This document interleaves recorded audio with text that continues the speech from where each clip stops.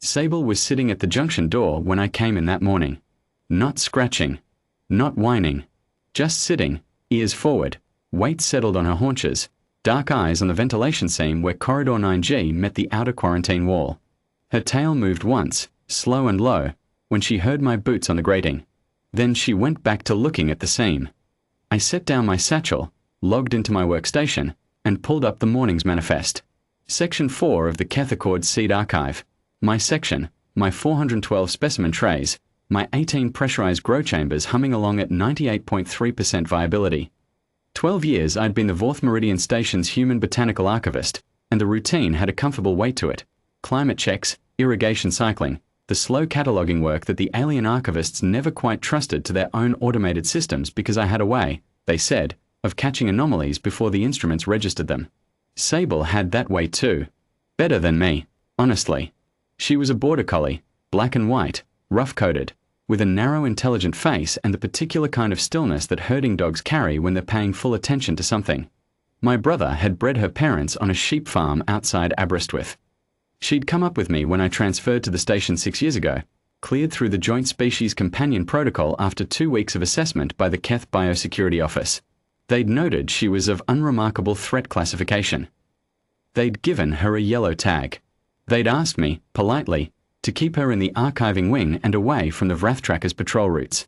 I'd said fine. At 0642 that morning, the quarantine alarm tripped for corridor 9G. Not a full evacuation alarm. Those rang in 3 pulses. This was a single long tone, which meant the motion sensors in the secondary quarantine tier had logged a contact. Unclassified life sign. The duty board lit amber and the station's Keth biosecurity officer, a broad-shouldered male named Varric Soth, pulled his crew within 4 minutes.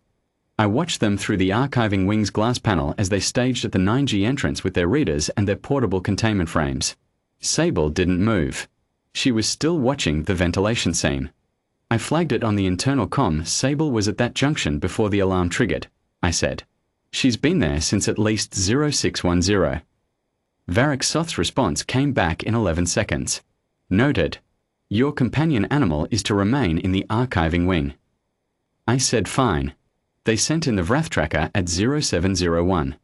The Vrath Tracker was the station's biosecurity pride, a quadrupedal creature the Keth had trained over what I understood was several generations for exactly this kind of work. It stood roughly hip-height on me, which made it a large animal by any measure, with a wedge-shaped head and sensory clusters along its neck that could detect bioelectric signatures through 2 centimeters of composite wall. It had a name in Keth, which translated roughly to the one that finds what hides. Every station in the Keth Accord network had one. The biosecurity briefings described them as having no documented failure rate in controlled environments. At 0703, the Vrath Tracker refused to enter corridor 9G. It stopped at the threshold. Its sensory clusters fanned out, went flat, fanned out again. It made a low sound, not a vocalization I'd heard it make before, and it took 3 steps back. Its handler, a young Keth officer with pale green scaling along her jaw, tried the lead twice. The tracker wouldn't go. It held its ground just outside the corridor mouth and it watched the dark of 9G with its sensory clusters pressed completely flat to its neck. Varric Soth was in the archiving wing at 0711. Your Border Collie, he said, through the translation membrane on his chest. It went into that corridor before the alarm. Twice, I said. I was logging specimen trays. She went down at about 0550, came back, went down again at 0605. She came back and sat by the junction door. She's been there since. He looked at Sable. Sable looked at the ventilation seam. It went down, he said, when the contact was active. I'd assume so, I said. He was quiet for a moment in the way the Keth were quiet when they were recalibrating something they thought they understood. Their facial plates didn't move much, so you read it in the stillness of their hands. Varric Soth's hands were very still. The tracker will not enter, he said. I know, I said. I heard. I didn't say anything else. He went back to his crew. At 0731, Varric Soth's deputy, a compact Keth female I knew only as Officer Retis, came to the archiving wing doorway with a handheld reader and pointed it at Sable from across the room. Sable glanced at her. Just a glance, the way a dog notes a movement in her peripheral field and determines it isn't relevant. Then she went back to the seam. Retty stood there for a moment with her reader. Then she left without saying anything to me. I found out later she'd been trying to record a bioelectric baseline, a reading the station used to assess what they called threat potential in non-Keth fauna. Sable's reading had apparently come back in a range the instrument wasn't calibrated to display cleanly. Retty's had logged it as a sensor error.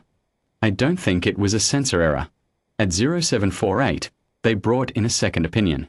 A senior Keth biosecurity specialist named Orith Den transferred over from the habitat ring with his own portable sensor suite, and what I gathered was a significant professional reputation. He spent 20 minutes in the 9G corridor with his equipment and came back with a confirmed contact.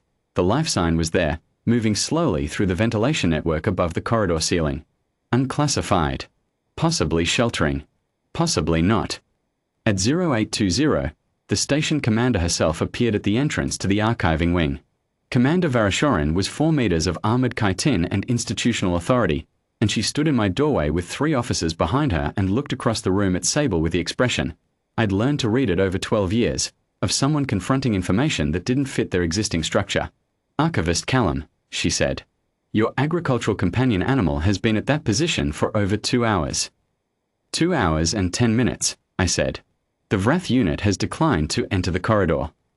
Yes, I said. She looked at Sable again. Sable's ears were still forward. Her tail moved, once, when the commander's armored foot shifted on the grating, not alert, just noting it, and then went still. It is watching the scene, the commander said. She usually knows what she's looking at, I said. Commander Varashorin was silent for a moment. When she spoke again, it was not to me. She addressed Varric Soth in Keth, and I didn't catch all of it, but I heard the word for perimeter twice and the word for document. At that moment, Sable stood up, turned around twice in a small tight circle, and sat back down facing the same seam, slightly closer to the door than before. Nobody in the corridor moved for about 4 seconds. Then the commander left. Nobody explained anything to me, which was typical. Orith Den assembled his full team at the junction door at 0831. Sable was still sitting there. He noticed her at 0814. I know the time because his voice came through the comm 12 seconds later, addressed to Varric Soth and not to me. Why is there an agricultural animal at the junction? Varric Soth said, it belongs to the human archivist. A pause. It was there before the alarm. Before and after. It has not moved. Another pause. Longer.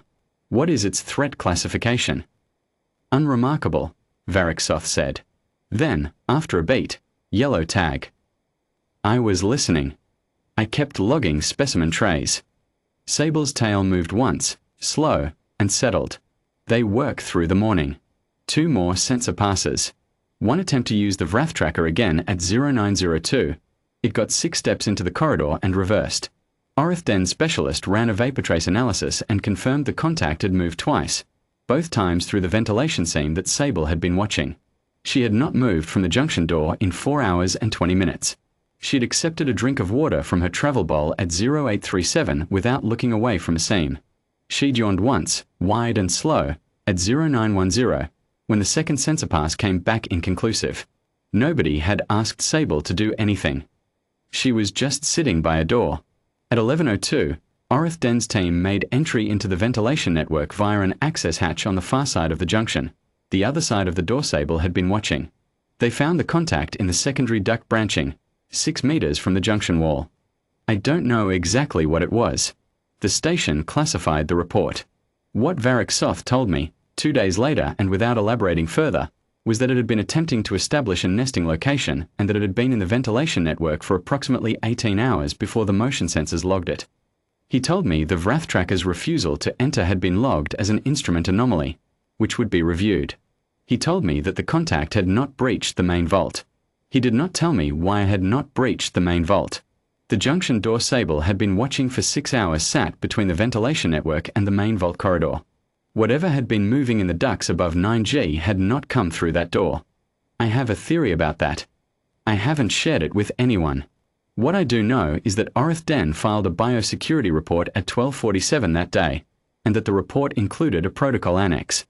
The annex covered what he called passive perimeter anchoring by companion class animals during unclassified contact events. He cited, specifically, the documented behavior of a Border Collie designated in the station registry as Companion Animal 7Y, Callum, P. He noted her pre-alarm positioning, her sustained attention to the contact's movement vector, and what he described in the translated language of the report as her continuous static territorial assertion maintained without escalation cue. The Keth Accord biosecurity network adopted the protocol annex 6 weeks later. It has a formal name in Keth that I can't pronounce correctly. The junior archivist on my team, a young Keth female named Tessara, told me it translates as something like passive perimeter anchor, companion classification. She said it with the particular careful pronunciation the Keth use for official doctrine. I told her we called it Sable sitting by a door. Tessara wrote that down. I have no idea why. The Vrath Tracker's handler submitted a separate review request. The tracker's behavior in Corridor 9G was officially reclassified from instrument anomaly to environmental response to unquantified contact signal. Varric Soth told me this in passing and did not offer further comment. The tracker, from what I observed on the 9G camera feed in the weeks that followed, began taking a longer route between patrol checkpoints, one that swung wide of the archiving wing. Sable noticed. She watched it pass once through the glass panel, ears forward, then went back to her sleep spot under my workstation. The station's senior Keth biologist submitted a formal request to my wing 3 months after the incident, requesting what she called a structured interaction opportunity with Companion Animal 7Y, Callum, P. She wanted to understand, she said in the translated memo, how the animal had identified and maintained a watch position on an unclassified contact without any deployment instruction, handler cue, or sensory apparatus beyond what she called base biological endowment.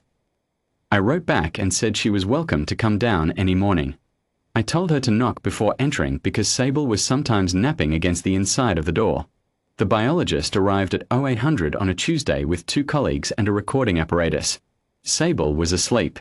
She woke up when they came in, stretched, front paws out, slow, unhurried, and then went over and smelled the biologist's hand.